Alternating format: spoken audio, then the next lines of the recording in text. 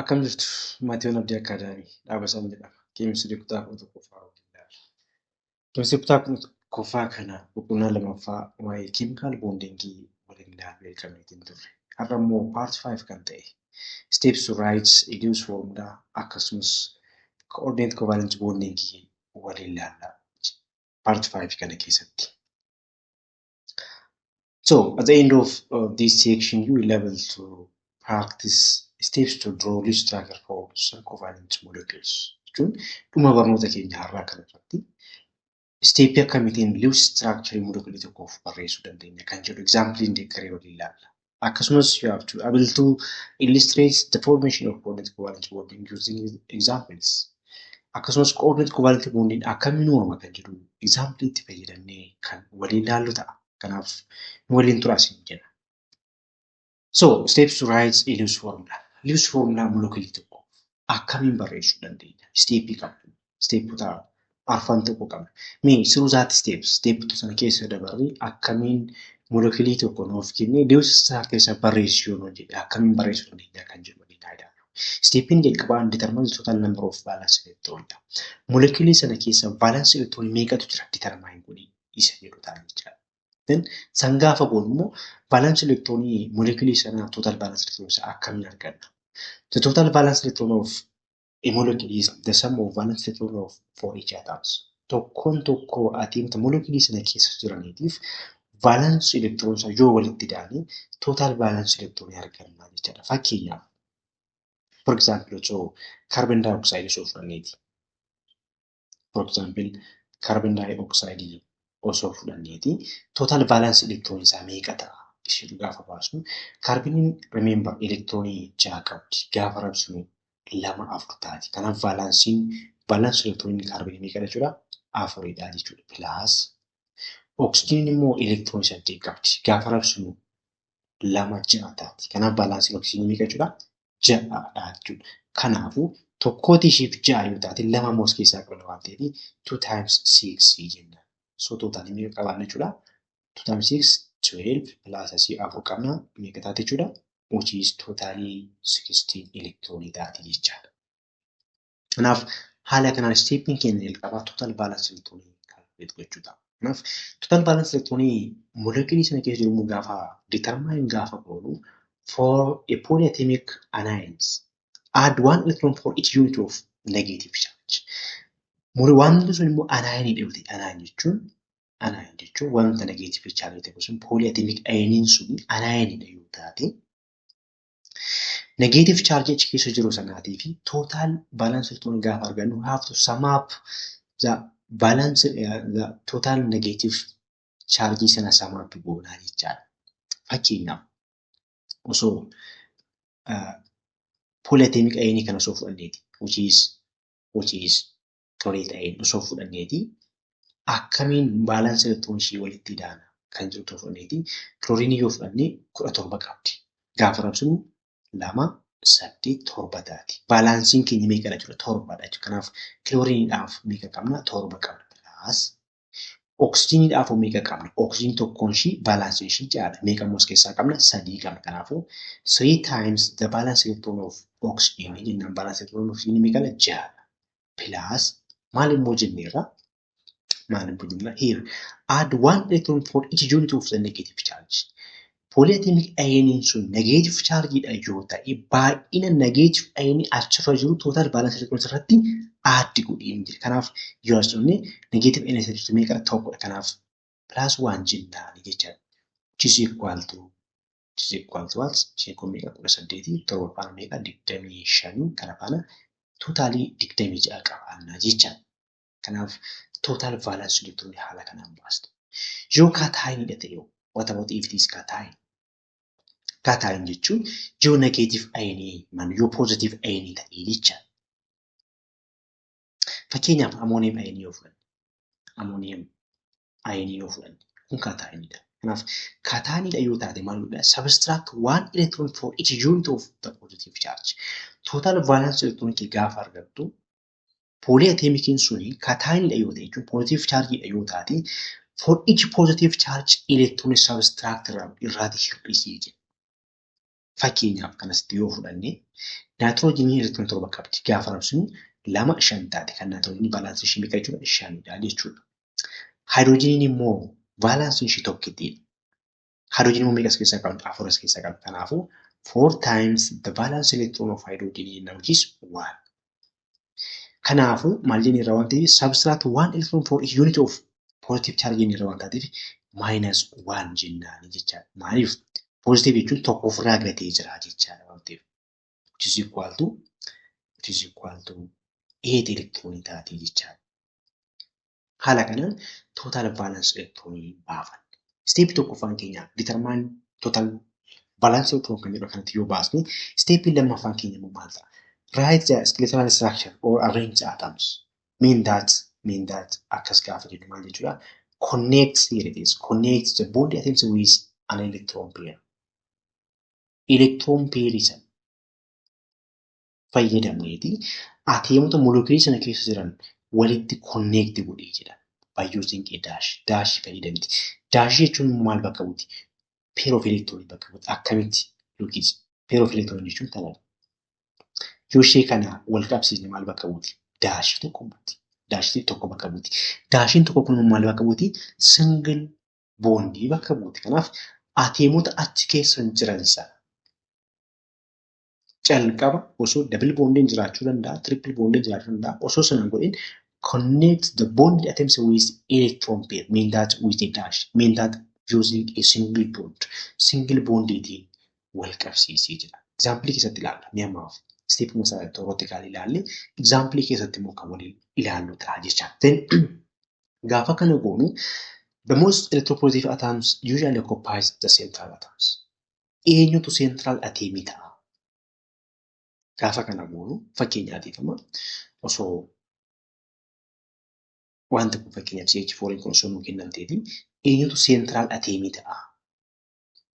Central atomii irra kaa'atanii warra afaan itti naannessa waan ta'aniif akkasumas warra afaan itti boonni godha waan ta'eef eenyutu central atomii ta'a kana keessatti. Kanaaf the most electropositive atoms usually occupies the central position.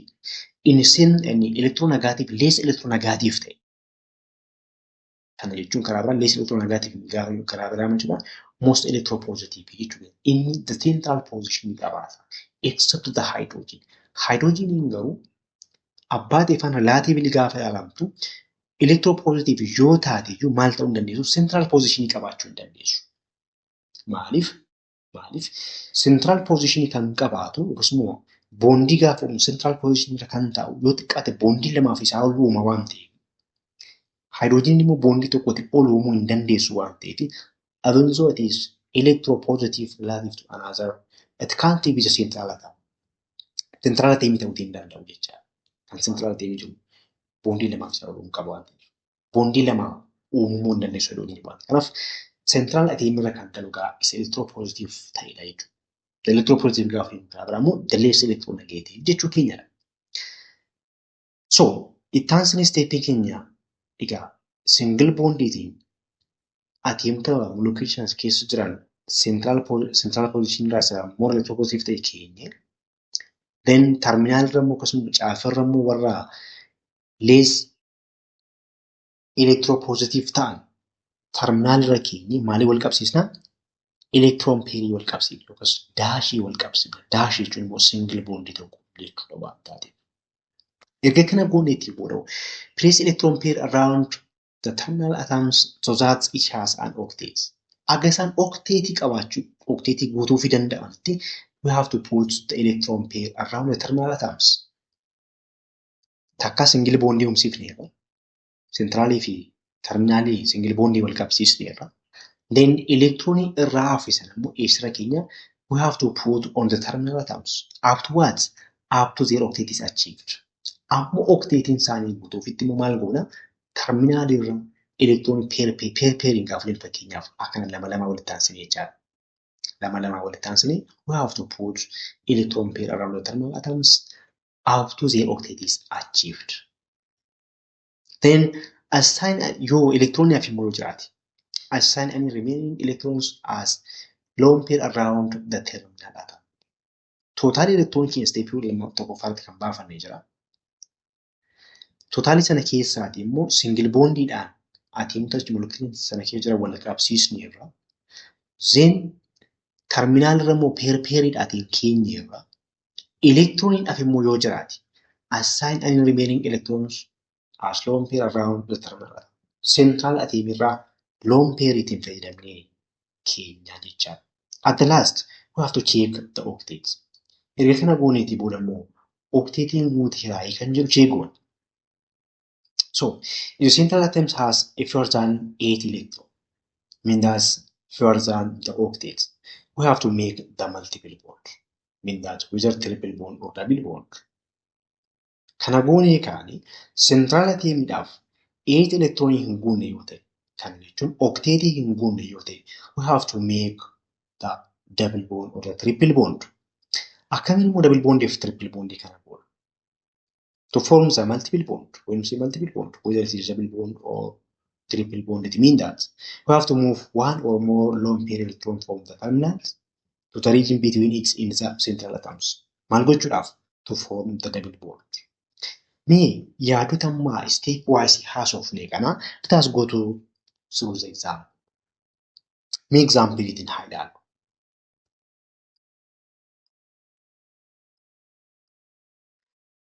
Raise the little structure of the nitrogen trifluoride in the carbonate egg. Mee ishee kana lamaan ishee wal duukaa haa kaasu. Ishee jalqabaa real structure of nitrogen trifluoride irraati kan inni ilaallu. Mee ishee kanaaf step amma haasofne kana keessa dabalu akkamitti akka barraa'u haa ilaallu. Akkuma jalqaba kaasni stepin jalqabaa total number of electron determine gochuu. Molecular kana keessatti nitrogen tokkoo fi fluorine sadii qaba. Kanaafuu total balance electron gaafa baasnu nitrogen total electron meeqa qabdi? 7 qabdi. Gaafa rabsinu 2 5 taati. Kanaafuu balance ishee meeqadha? 5 taati kan nitrogen jira. Kanaafuu 5 for nitrogen plus fluorine immoo balance electron 9 qaba. Gaafa rabsinu 2 7 ta'a. Balance isaa meeqa jechuudha? 7 ta'a jechaadha. Then fluorine immoo 3 qabna waan taateef 3 times the balance electron of fluorine which is 7. Which is equal to what? Which is equal to kanasi 21 plus 5 which is 26. Totally electron 26 qabna jechaadha. Totally electron 26 qabna jechaadha. Stepin lamaffaan immoo connect the bonded atoms. Atomii molecular kana keessa jiru. Single bond yookiin immoo a pair of electrons ittiin fayyadamnee connect gochuu qabna jechuudha. Gaafa kana goonu immoo maal jenna? We have to identify the central atom jenna. Jarreen kana keessa eenyutu nitrogenii fi fluorine kana keessa akka fakkeenya keenyaatti eenyutu central atom ta'a kan jedhu adda baasuu qabna. Eenyu central atom ta'uu qaba jenna? The one who is the more electropositive. Karaa biraa the less electronegative jechuudha karaa biraa. Kanaaf inni more electropositive ta'e central position qabaata jechaadha. Kanaafuu yoo ilaalle nitrogen fi fluorine keessaa the more electropositive eenyu jechuudha? Nitrogenidha jechuudha. Kanaafuu the nitrogen must be the central atom ta'uu qaba jechuudha. Kanaafuu nitrogeniin central position qabaata jechaadha. Sorry. Erga kana gooneetii booda stepin ta'an maal godheedha? Single bonditiin wal qabsiifna jechaadha. Fluorine asiin ni qabaanna. Then asiinis fluorine ni qabaanna. Asiinis fluorine ni qabaanna jechuudha. Erga kana gooneetii booda maal goona? We have to connect with a lone pair. Lone pair itti wal qabsiif. Lone pair gaafa jennu immoo daashii jenneerra. Yookiin daashii kana electron meeqatu jira? Electron 2tu jira. Pair of electrons jennuun sana jechuudha. Kanaafuu kanaan connect goona. Again lone pair wal qabsiifna kanas. Lone pair gaafa jennu electron 2 fayyadamaa jira jechuudha. Yookiin daashii kanarra electron meeqatu jira? 2tu jira. Pair of electrons jennuun sana asirra electron tokko asirra electron tokko waan taateef. Again ishee kanas akkasuma goona. Total electron meeqa fayyadamne as keessaati? 1 2 3 4 5 6 20 keessaa electron meeqa fayyadamneerra? 6 fayyadamneerra 20tu nu qabee jechaadha. Mee step itti immoo haa dhaqnu step sadaffaa. Place electron pair around the terminal atoms up to the octets in the place the remaining electron as lone pair around the terminal ramza sentraalaa ta'u. Inni jalqabaan keenya egaa haala kanaatiin single bondiitii wal qabsiisneeti warreen terminal atomii ta'an kanarra we have to put electron pair. Place electron pair around terminal atom. Terminal atomii kanarra electron pairitiin kikkeenya jechuudha. Amma maalitti up to the octet is attained. Amma octetiin isaanii guutuufitti mi'aa goonu. Kanas mi'aa goonu. So here nitrogenii qabna. Fluorine jenneerra. Also fluorine and also since fluorine qabna. Kana keessatti H single bonding gaafa wal qabsiisnu we have used 6 electron ja'a fayyadamneerra. Mee ishee kana gaa pairitiin fayyadamnee amma octetiin ishee guutuu ta'a electron achirraa kenna. Maaliif place electron pair around terminal atoms up to octet is achieved nu jedha waan ta'eef. Then octet ishee meeqa jalaan qateera? Kaawun jalqabni octet ishee meeqa jalaan qateera? Tokko lama qabdi gaafa single bondii kana uumtu meeqa jalaan qateera octet guutuudhaafi ja'a jalaan qate jechuudha. Kanaaf tokko lama then 3 4 5 6 octetiin kana guuteeraaf jechaadha. Inni also kanaafis akkasuma. Tokko lama qabdi waan taateef kana meeqa jalaan qataa octet guutuudhaaf ja'a jalaan qatamteef tokko lama 3 4 5 6 kanaafis guuteeraaf. Again also kanaafis tokko lama 3 4 5 6 kana gaafa goonu immoo akkamitti kaa'uu qabna? Pairiin kaa'uu qabna jechuudha. Yookiin kana tokko irratti meeqa daballe? 6 daballe. Kanaaf for each 6 gaafa daballu meeqa fayyadamne? 18 fayyadamne jechaadha. 6 fayyadamne jechaadha. Then asiitii immoo du'aa meeqa fayyadamne? Single bondiitiin nitrogenii fi fluorinii sadan gaafa qabsiin meeqa fayyadamneerra? 6 fayyadamneerra du'aan. Amma 18 fayyadamne tokko fluoriniitti gaafa fayyadamne sadan 18 fayyadamneerra. Du'aan 6 fayyadamneerra tootaalii meeqa fayyadamneerra? 24 fayyadamneerra jechuudha. So maal jedha then? Place here it is. Place the remaining electrons as lone pair around the central atom. Tootaalii 26 qabu keessaati. Kana gaafa goonu meeqa fayyadamneerra? 24 fayyadamneerra. Meeqa tafe jechuudha? 2 tafe. Then ishee sana immoo isa kaa jedhe place the remaining electron as lone pair around the central atom. Central atomirraa kaayee jedha. Kun hojii then check the octets. Octet check goona jechuudha. Normally fluoriniidhaaf gaafa raabsiin check goone irra waan ta'eef amma eenyuuf check goona? Nitrogeniidhaaf check goona jechaadha. Mee check goona? Tokko lama 3 4 5 6 7 8 now the octet is achieved for nitrogen also. Nitrogeniidhaaf illee guuteera jechaadha. So octet is achieved. Octetiin keenya guuteera jechaadha.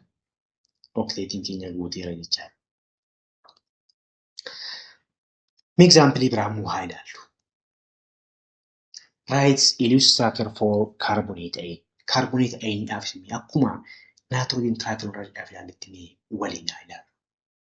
Let us do for this one also. So stepping keenya jalqabaa akkuma jennee total balance electronii baafachuu. Total balance electronii keenya meeqa jedhuuf carbon irraa gaafa kaanu carbon electronii 6 qabdi. Gaafa rabsinu 2 4 taati. Kanaaf balance carbon meeqa jechuudha? That is 4. Plus the valence electron of oxygen. Oxygen in balance ishee meeqadha? 6.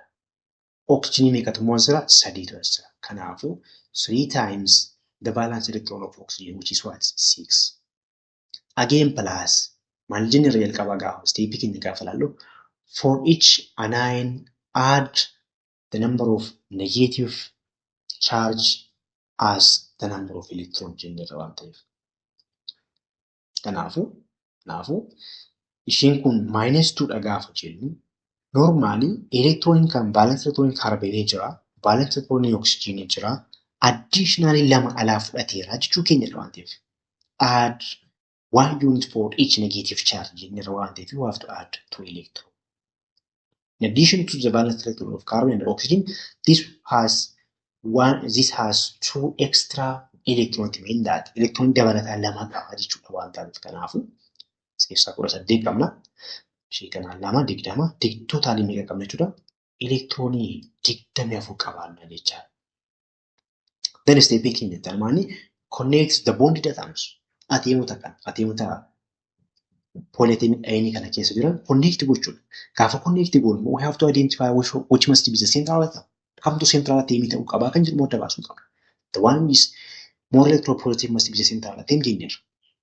Inni more electropositive ta'e central atom ta'uu qaba jenneerra. Kanaafuu carbon fi oxygen keessaa yoo ilaallu carbon must be the central atom because it is more electropositive than the oxygen.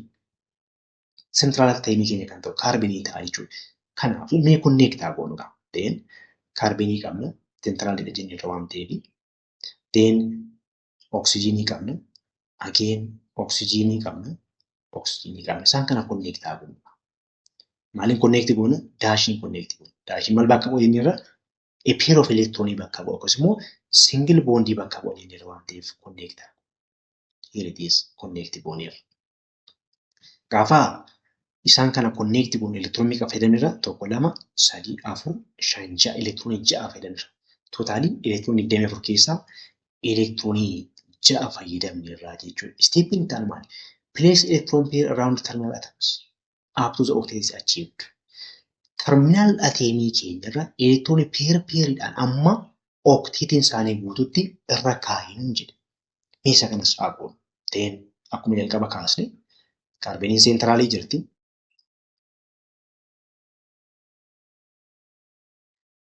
Gaafa kana guutu then gaafa kana guutu oksijiniin tokkoon ishee electron meeqa qabattee tokkumarraa yookaan al fakkaatameef tokko lama electron lama qabatteetti jechuudha. Each oxygen kun. Octetii guutuuf kanaaf meeqa jalaan qaxire? 6 jalaan qaxire. 6 kana immoo pairiin haa kennu. 1 2 3 4 5 6. Ishee kanaafis akkasuma maaliif wal fakkaataadha waan taateef electron kun electron meeqa qabdi? 2 qabatte 1 2 meeqa jalaan qaxire? 6 jalaan qaxire. 6 sana kennuuf 1 2 3 4 5 6. Naa octetii ishee kanaafis guuteera oolchise waan olso 1 2 3 4 5 6. Again gaafa kana goonu electron meeqa fayyadamneerra? Lookit gaafa single bondiidhaan kaarbonii fi tokko oksijiinii wal qabsiisnu electron 6 fayyadamneerra 24 jedhe keessaati. Amma immoo gaafa tokko 6 fayyadamnu electron meeqa fayyadamneerra? 18 fayyadamne jechuudha. Kanaafuu tootaalii electronii qabnu finneerra jechuudha. Maaliif? 1 2 3 4 5 6. Tokko oksijiiniitiif 6 kennine 6 3 18 kennine duraan gaafa single bondii wal qabsiifnu 6 fayyadamne totally electron 24 fayyadamneerra jechuudha. Now let us check for the octet of carbon.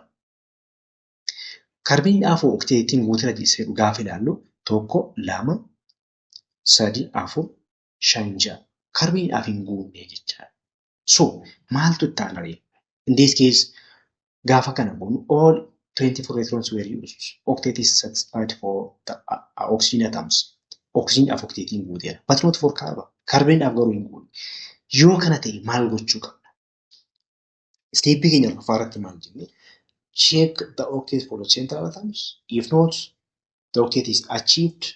Move electron pair from the terminal atoms to the between the terminal and the central and make the multiple bond. Electron central atom of octetiin hin guunne yoo ta'e electron pair terminal atom irraati gara terminal atom fi central atom gidduutti move godheeti double bondii uumeeti akka central atom of octetiin guutuu taasisii jedhamne. Meeshaa kan haa goonu. To achieve the octet for carbon, we have to move a lone pair from one of the oxygen atoms to the space between the oxygen and the carbon. jechaadha. Kanaafuu carbon jenneerra then oxygen jenneerra kana kaasneerra tokkoon ishee immoo yaadadhaa lone pair meeqa qabdi? 3 qabdi. Kanaafuu electron pair oxygen tokko irraa filanneetu maal goona jechuudha? Lone pair kana oxygenii kanarraati gara space yookiin bakka carbonii fi oxygen gidduutti move goona jechuudha. We have to move a pair of electron from terminal to the space between the terminal and the central.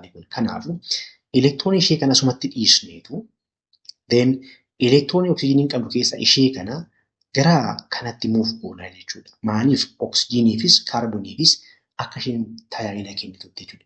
Yeroo sana maal arganna? Lookit electroniin kun asii kaatetti as dhufteetti. Yeroo sana maal arganna? Carbon, oxygen 1 2 3 4 5 6 kunis jira. Then kunis jira 1 2 tokko lama sadii afur shan jaha kun jira.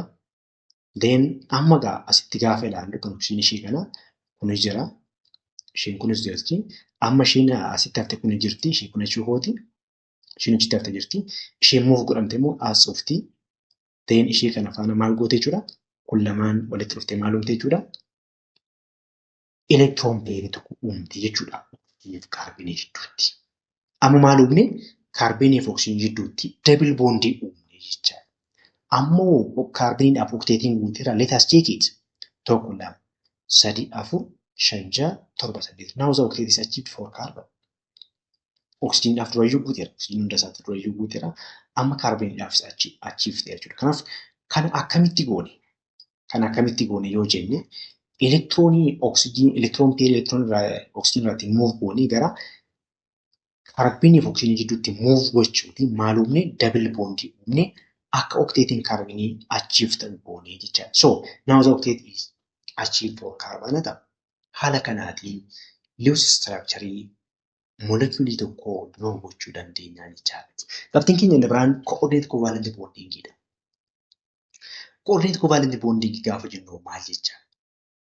It is a covalent bond in which one atom donates both electrons of the bond. Atomii walitti dhufan sana lamaan elektiroonii lamaan walitti fidatan otoo hin ta'in atomii warra walitti dhufan sana keessaa abba tokkotu bonding elektiroonii sana dhiyeessa jechuudha. Elektiroonii walitti isaanii lamaan shiyyuu abbatu tokkotu dhiyeessa jechuudha. One atom donates both electrons of the bond. Elektiroonii walitti isaanii sana abbuma tokkotu dhiyeessa jechaadha. So, it is also called dative bond. Maqaa isaa biraati jechaadha. Coordinate covalent bonding kana maqaa isaa biraa maal jennee waamna? Dative bond jennee illee waamna. So, it represents as follows. Here, molecuulii kana yoo ilaallu, AB molecuulii kana yoo ilaallu, akkanatti gaafa barreessinu fi akkanatti gaafa barreessuun garaagarummaa hin qabu. Kana jechuunis maal jechuudha? Elektirooniin kun A fi B jidduutti sheer taatee jirti jechaadha. Moora akka kanatti yoo barreessan is possible. Kanaafuu nuti amma yoo ilaaltanii A fi B react goote AB molecuulii kana uumuudhaaf deemaa jirti. Kan keessatti A'n elektiroonii lama dhiyeesseera. B'n garuu elektiroonii dhiyeessee hin qabu. So, elektiroonii A'n qabu lamaan kana keessaa isheen tokko asitti hafti. Kana jechuun ishee kana jechaadha. Elektiroonii ishee tokko asitti hambifata. Ishee tokko kana immoo dabarsee eenyuuf kenna? B'dhaaf dabarsee kenna. Here it is.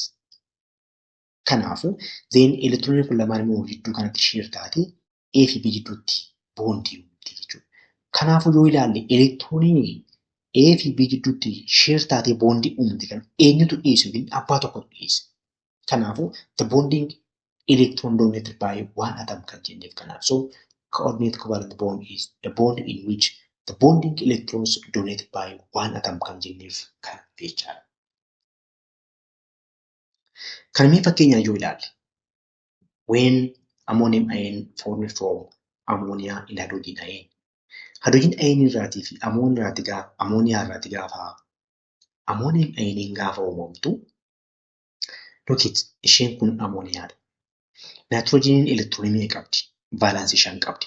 5 keessaa tokkos kaawwatteetti ittiin for bonded with each hydrogen. Hydrogenii faana bondii uumteeti. Tokko hydrogenii faana jechuudha. Kanaaf 5 qabdu kana keessaati meeqatu ishee hafeera? 2tu ishee hafeera. Lamaan sana tokkos kaawwatteetti. Amma pair of elektiroonii tokko lafaa qabdi jechuudha. Nitroogeniin ammoniyaa keessa jirtu. Hydrogenii bira immoo yoo dhufne here it is hydrogen ion. By nature hydrogen elektiroonii meeqa qaba? Tokkittii qaba. Hydrogen ion gaafa jennu immoo tokkittuma sana yoo gateetii elektiroonii hin qabu jechaadha. Then ammoniyaa keessaa nitroogeniin jirtu kun immoo lone pairii qabdi. Elektiroonii kana tokko asitti hambifatteetu tokko fiddee hydrogeniidhaaf donate gooti. As kenniteef jechaadha. Then isheen inni hambifate jechuun ishee kanadha. Here it is. Isheen inni hydrogeniidhaaf dabarsee kenne jechuun ishee kanadha.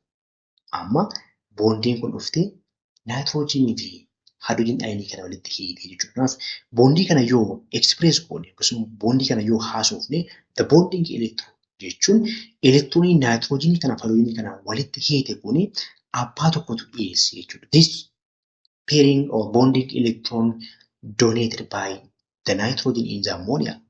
Kanaafuu the formation of ammonium ion is one example of coordinate covalent bonding jechaadha. So bondii akka kanaan uumamu maal jennaani? coordinate covalent bonding jennaan jechaadha. Mee qormaata biyyaalessaa bara 2015 dhiyaate keessaa qabxii har'a ilaalleen kan wal fakkaatu gaaffii tokko waa ilaallu. How many non-bonding pair of electrons are present in the valence shell of the central atom in chlorine trifluoride? Chlorine trifluoride kana keessaa non-bonding electron yookaan immoo lone pair electronii meeqatu jira jedhu. Tole gaaffii kana deebisuudhaaf dursa maal gochuu qabna jechuudha. Total valence electronii molecuulii kana baafachuu qabna jechaadha. Total electronii keenya meeqadha? Look, chlorine electronii 17 qabdi. Gaafa raabsinu meeqa taati? 2 8 7 taati. Valence ishee meeqa jechuudha? 7. Kanaaf kan chlorine 7 jechuudha. Plus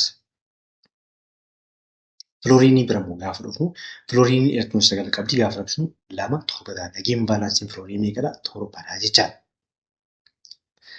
Kanaaf fluorine meeqa jira? 3 ishee jira. Kanaaf 3 times 7 taati jechaadha. Which is equal to what? Asii 21 qabna. Kana faana meeqa ta'a jechuudha? Total electron 28 qabna jechaadha. Tole as keessaatii central atom kan ta'u immoo kan more electropositive kan ta'e chlorine fi fluorine keessa eenyuuni? Chlorine dha jechaadha. More electropositive. Kanaafuu chlorine the central atom ta'a jechaadha. Then gaafa connect goonudha maal ta'a jechuudha? Chlorine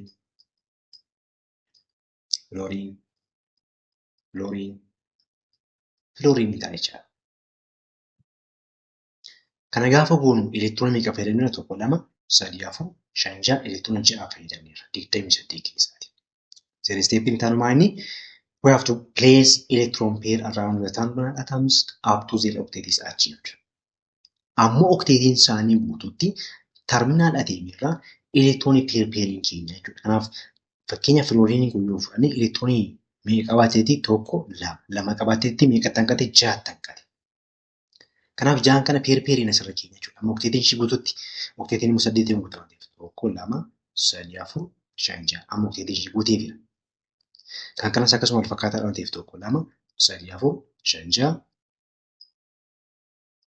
kan kanas akkasuma 1 2 3 4 5 6. Look, kana gaafa goonu elektiroonii meeqa fayyadamneerra? For each jaja asirra keenya. For each fluorine we used 6 electron. Mean that 6 times 3 mean that 18 electron fayyadamneera jechaadha. Elektiroonii 18. Kana immoo gaafa wal qabsiifnu meeqa fayyadamneerra? 6 fayyadamneerra jechaadha. 18 fi 6 meeqa? Which is 24. Totaalii 28 qabnu keessaatii meeqa fayyadamneerra ture? 24 fayyadamneerra. Kanaaf meeqa tafe? 4 tafe. Kanaaf place the remaining electron on the central atoms jenneerra waan ta'eef. Arfan haftee sana immoo lone pair gooneetu central atom irra keenyaa jechaadha. Kanaafuu isheen kun lamaan maal taate jechuudha? Non-bonding electron taate jechuudha. Mee gara gaaffii keenyatti adeemnudha. How many non-bonding lookets? How many non-bonding pair of electrons are present in the valence shell of the central atom? Kanaafuu non-bonding meeqa qabna jechuudha? We have to non-bonding electron. Non-bonding electron lama qabna jechaadha. Kanarraa kana fakkaata. Qabxii keenya paartii 6 viidiyoo itti aanu keessatti amma walitti deebinutti nagaa ta'a jecha. Kanarraa kan waan xumuraa fayyaa ta'an.